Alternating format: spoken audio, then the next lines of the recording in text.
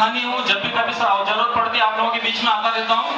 पर अभी मैं एक बात शेयर कर रहा था कि यहाँ की व्यवस्था और यहाँ की शिक्षा व्यवस्था, थोड़ा सा हम विचार करें कि यहाँ की शिक्षा व्यवस्था में उस तुलसीदास को पढ़ाया जाता है जिस तुलसीदास ने कभी कहा था कि ढोल गवार शूद्र पशु और नारी ये सब ताड़न के अधिकारी।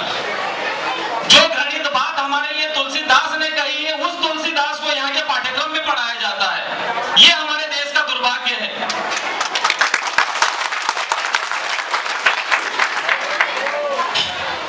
यहाँ पर कालिदास को पढ़ाया जाता है, क्योंकि कालिदास के बारे में मैं भी ज्यादा नहीं जानता, पर कालिदास के बारे में कहा जाता था कि वह गुंडा था, लोगों को लूटने का काम करता था। पर उस कालिदास को यहाँ की शिक्षा व्यवस्था में पढ़ाया जाता है। ये संत रविदास जी महाराज जिन्होंने इन समाजों को जोड़ने का काम किया, अध्यात्म में भी उनकी बराबरी किसी पंडित ने नहीं की थी। ऐसे महापुरुष को हमारे पाठ्यक्रम में नहीं पढ़ाया जाता। अगर इस महापुरुष को हमारे शिक्षा के पाठ्यक्रम में पढ़ाया जाता तो आज हमारी आने वाली जनरेशन को रविदास महाराज को जानने का मौका मिलता।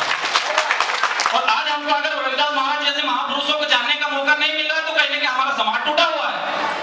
और यही समाज टूटा हुआ जिसको यहाँ की मनुवादी व्यवस्था ने 6743 जातियों के टुकड़ों में बांट के रखा है।